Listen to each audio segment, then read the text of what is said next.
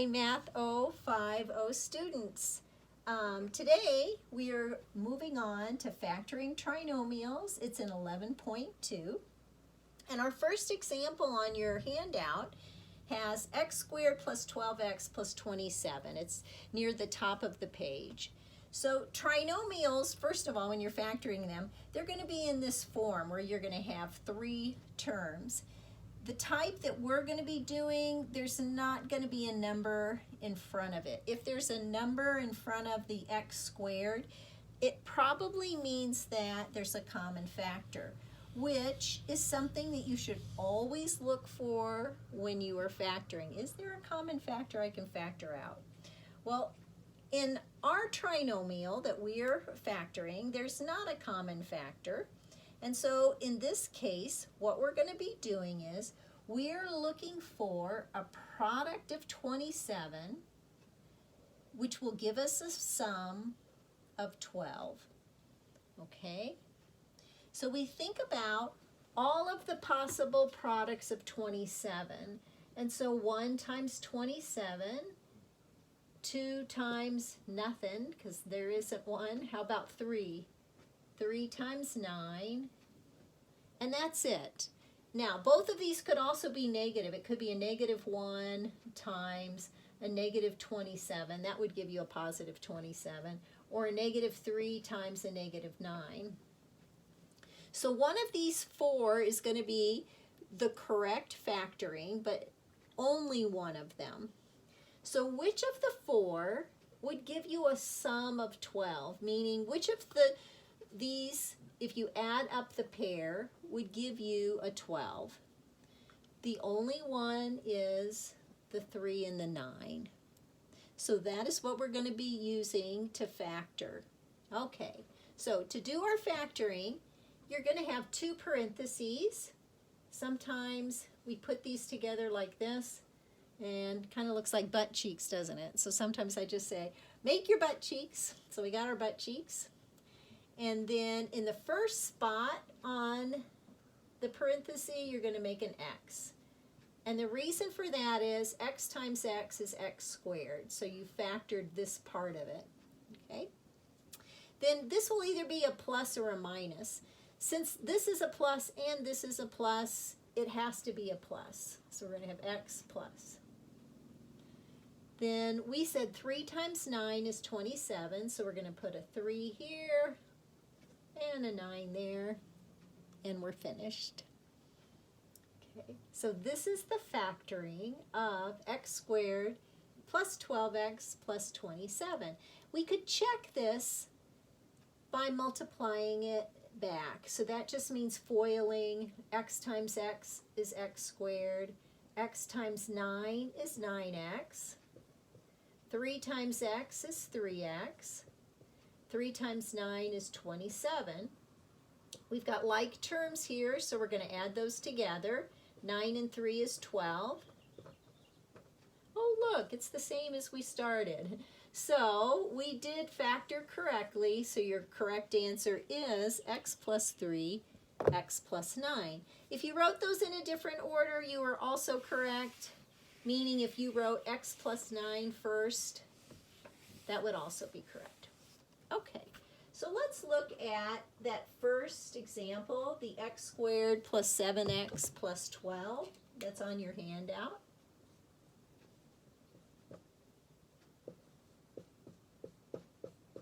Okay, so we're looking for a product of 12, which is going to give you a sum of 7. So 1 times 12, 3 times 4, and again, those could also be -2. But because this is plus and this is plus, there's no reason to write the negatives. So it looks like, oh, 2 plus 6, I left that out. It looks like 3 plus 4 gives me a sum of 7. And so I go ahead and make my butt cheeks. I put an X in the first spot. And then I put plus 3. And in the other one, I'm going to put plus 4. And that's it. It's that simple. Don't eat your stitches. My dog is sitting behind the camera and he is eating his stitches. Nope. Okay, the next one. Okay, so we've got x squared minus 11x plus 24. Okay, so this one's going to be a teeny bit different because we have a negative sign here but a plus sign there. So we're going to figure out, okay, 24 could be 2 times 12, could be 3 times 8, could be 4 times 6, and it could be 1 times 24. Now, in order for us to get a positive 24 though, they're going to both have to be negative, so we have to remember that. Okay? And we have to have a sum of a negative 11. So a negative 2 plus 12 gives me a negative 14. So that's not right. A negative 3 and a negative 8, oh, gives me a negative 11. So this is the winner. Ding, ding, ding, ding, ding. Okay, so we make our butt cheeks. Then we put an X, first part of the parenthesis, and then we put a negative 2 and a negative 12. And we're finished. Okay. Let's go ahead and foil this one out again just to show you that you can do this to check. Oh, did you notice how I circled 3 and 8 and I wrote 1 and 12? Oh my gosh, that was silly. X minus 3, X minus 8. Sorry about that. I don't know why I did that. Okay, so let's go ahead and foil this back. X times X is X squared. X times a negative 8 is a negative 8X. A negative 3 times x is a negative 3x. A negative 3 times a negative 8 is a positive 24. If we add the first, or the two terms in the middle, 8 and 3 is 11. And you see that, oh, it's exactly the same. Perfect. Okay, so we factored correctly with x minus 3, x minus 8. All right, let's look at number 3. So number 3, we've got x squared minus x minus 56.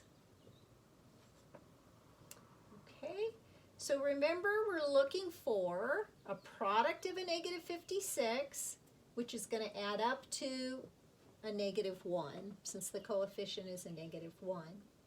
So 56 would have 1 times 56. It has 2 times, let's see, 2 goes into 5 twice. 2 times 28. 3 does not go into it. Let's see, 4 does, I believe. 4 goes into 5 once, and it goes into 16 4 times. 5 does not go into it. 6 does not go into it. 7 does. 7 times 8. And that's it. So those are all of our choices. Now, our answer needs to end up being negative, and the sum needs to be negative, which means in all of these, one part needs to be negative, because a negative 1 times a positive 56 would give me a negative 56. Or a negative 56 times 1 would give me a negative 56. So one of these would have to be negative. So look carefully. So did you choose this, the 7 and the 8, and did you decide that we would need a positive 7 and a negative 8? And it can't be the other way. It has to be the 7 being positive. So think about this. 7 times a negative 8 would give me a negative 56. If I were adding these two together, 7 plus a negative 8, I would get a negative 1. Okay, so we make our parentheses. We put an X in the beginning of both parentheses. We're going to put plus 7 in one and minus 8 in another. And we are done. All right. Now, the next page is all about exceptions or things that you might see and you think, I don't know how to factor that. We haven't come across that yet. And so let's look at them and see what they bring. So first one says, look out for some unusual sights as you are factoring trinomials. And the first one is x squared minus 40 plus 3x. Okay, if we were in the classroom, this is where I would say, what's wrong with this? And someone would say, it's not in the right order. It should be x squared plus 3x minus 40. So you see that we always have that middle term with an x or a y, and then the constant would be at the end. Okay, so now we're looking for a product of a negative 40, which is going to give you a sum of 3. And so I bet you this one probably just jumped out at you. 8 times 5 is 40. If the 5 was negative, 8 plus a negative 5 would give you a positive 3. So then we make our butt cheeks. We put an x in the beginning of both of those parentheses. And in one of them, you're going to put plus 8. And in another one, you're going to put minus 5. Okay. So then the next one we have that is different than what you've seen so far is a negative x squared plus 3x plus 18. Okay, so this is a great math rule to learn, especially when you're factoring. If your leading variable, that would be the x squared, it's leading because it's in the front. If it is negative, you want to make it positive. And to make it positive, we're going to multiply the whole trinomial by a negative 1. So now when we do that, a negative 1 times a negative x squared gives me x squared. A negative 1 times a positive 3x is now a negative 3x. A negative 1 times 18 is a negative 18. Okay? So after you do that, then you go ahead and factor. So we have 2 parentheses. We're looking for 2 numbers that give us a product of a negative 18 with a sum of a negative 3. So let's see, 2 times 9, neither of those seem to work. 3 times 6, well, if the 3 was positive and the 6 was negative, we do get a negative 18. And if I add these two together, I do get a negative 3x. So this would be the winner. So first spot of both parentheses, I put my x. Then I'm going to put one of them with a negative 6 and one of them with a positive 3. And then we're finished. Okay. All right. Oh, and we should put a negative 1 outside of all of that since we factored out the negative 1. So don't forget to do that. Okay, so the next one is, I'm giving you a chance to write them down. Are you good with that? Okie dokie. So the next one. In this trinomial, we have 2x squared plus 24x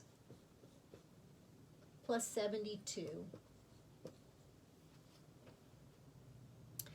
So we have not had factoring a trinomial with any kind of a coefficient other than 1. So that's what's different about this. And if you look very carefully, you probably recognized that 2 is a common factor of all 3 of those numbers in the trinomial. And so that means we've got a greatest common factor of 2. So we're going to factor out the 2, and we'll get x squared. And then we're going to get 12x. And then 72 divided by 2 is 36. So now we can just continue factoring. So it looks like we're looking for a product that gives us a positive 36 that will also give us 12 for a sum. And I'll just bet somebody out there is saying 6 times 6, you're just screaming it at the screen, aren't you? 6 times 6 is 36. And 6 plus 6 is 12. So we're going to put x in the first part of the parenthesis, and then plus 6, and then plus 6. Since these guys are twins, they're exactly the same. You could put a parenthesis and then just a square. Okay? Since they're both the same. All right, so now let's look at x squared minus 11x plus 55.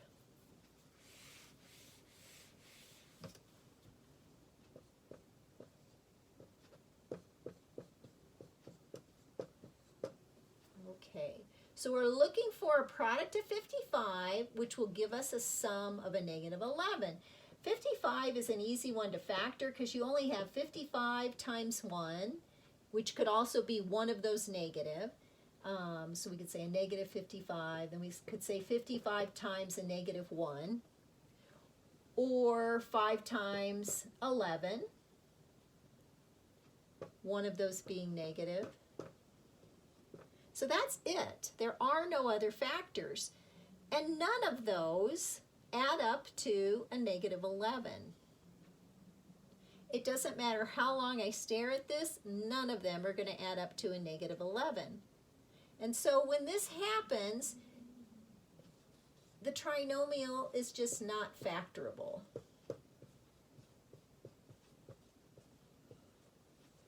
And so you can just write not factorable if that happens to you, okay?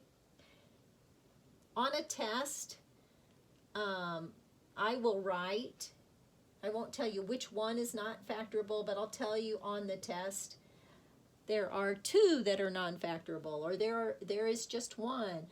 That way you won't be trying to work at one that you feel like should be factorable. Okay. And I think we have one more, which is x squared plus 4xy minus 21y squared. So the difference in this one, of course, is that at the beginning we have an x squared, and at the last term we also have a y squared, and in the middle we've got xy. So we haven't had a problem where you have 2 variables, and it's really easy to solve. Before you even start thinking about how do I factor, you're going to put an x in the beginning of your parentheses, in both of them, and a y at the end. And that just fixes it for you. You don't have to think about it after that. So we're looking for a negative 21 as a product, and then we need a 4 for the sum. So it looks like it's going to be a positive 7 times a negative 3. That would give me a negative 21, and if we add these 2 together, we get a positive 4. So here I'm going to put x plus 7y, and then x minus 3y. And if you were to FOIL this back, you would see how it ends up being the x squared in the beginning and the y squared at the end, and you'll also have the xy in the middle. All right, let's see how much time we have. You know, I'm just going to do one more. I'm going to do, how about number 3 on the practices? It is x squared plus 3xy minus 54y squared. Okay, so for 54, we're looking for 2 numbers that could give you a negative 54 that would also add up and give you a positive 3. So I hope you see this because you know your times table so well. 9 times 6 is 54. And if the 6 was negative, 9 plus a negative 6 would be a positive 3.